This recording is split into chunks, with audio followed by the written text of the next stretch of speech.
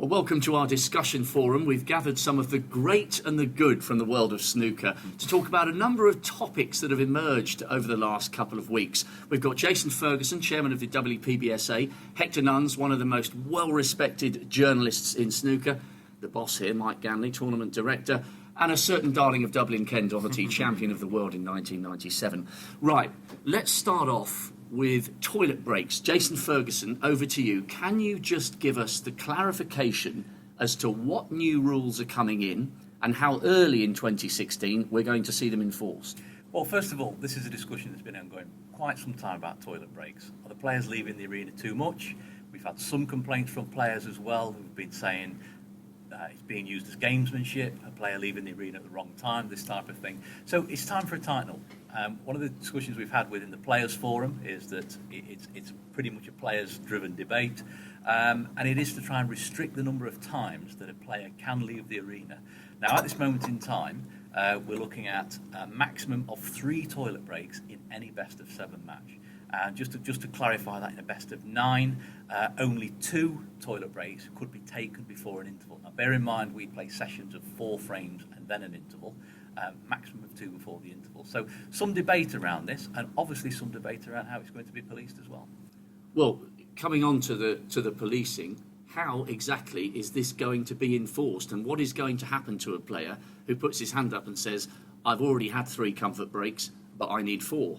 Well, Rob, I think from a practical perspective, the referees will be briefed on the regulations and the rule as it stands. Once we've got it in stone now, we'll brief the referees at the Masters. The referees will enforce it, and if a player is in breach of that rule, he'll make a note on the match sheet, report it to the tournament director after, who will then report it to the governing body and World Snooker Limited, and then that's for them to take forward to disciplinary should they feel it's necessary.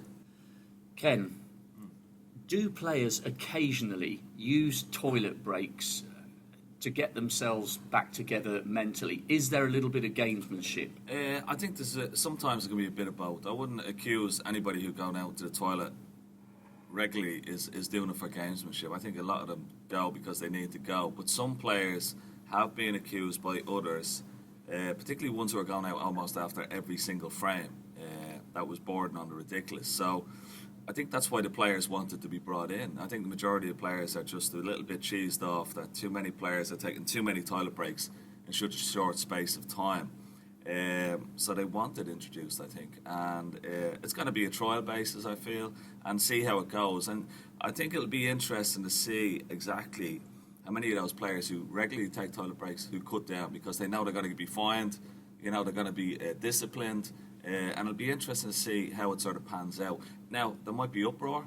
You might get certain cases, and I hope it doesn't happen, where a guy has to rush out, that needs to go a couple of times, and he's going to have to get fined or disciplined. But it's going to be interesting to see how it pans out over the rest of the season, starting from January.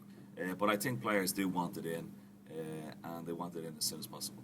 Because Hector, from a story perspective and a journalism perspective, there are certain times where comfort breaks interrupt the narrative, if you like, and sort of spoil what people are watching and what they're enjoying. Well, I think what sparked a lot of this debate was a story a week ago where Barry Hearn, obviously World Snooker Chairman, I think he said on Twitter, I feel that occasionally it's being abused. I think there was a couple of citations of even one player possibly using the break for a crafty cigarette rather than a toilet break. So, these things have happened in the past.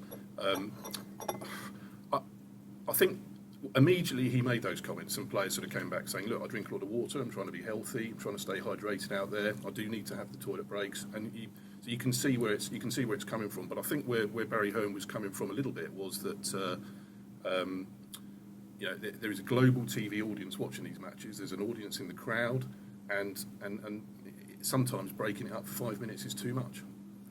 Right, okay. I mean, it's going to run and run. But Mike, final point on this to you.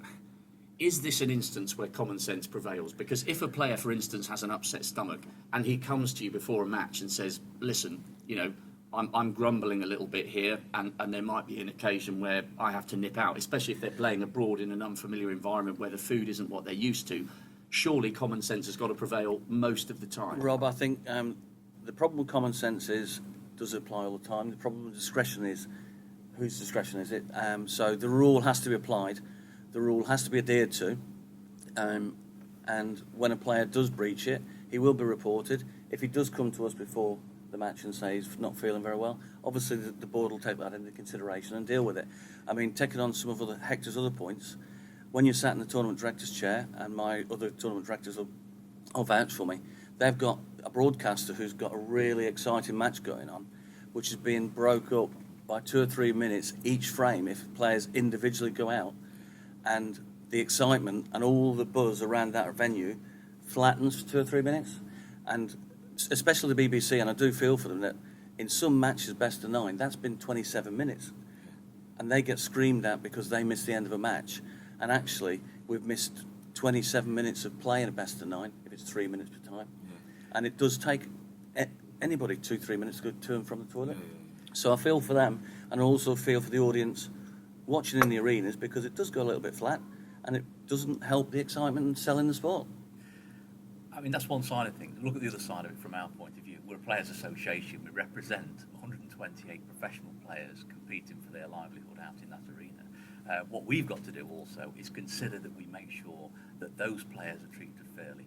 Of course, medical exemption will be taken into consideration. What I wouldn't like to see, a hard and fast rule brought in from World Snooker, a tournament rule where they just said, no, you left the arena, fined. You left the arena, lost the frame. This can't work, in my opinion. The only way this can work is that offenders are reported to the WPBSA disciplinary. It will be up to WPBSA disciplinary to assess whether there was a medical exemption required in that instance, and also were there any other circumstances that caused that player to run out of the room. We really don't know. It's really the abusers of that system that will start to show who left.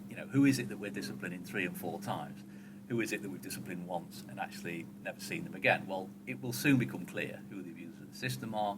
It will soon become clear who needs medical exemption, and I'm very happy with that.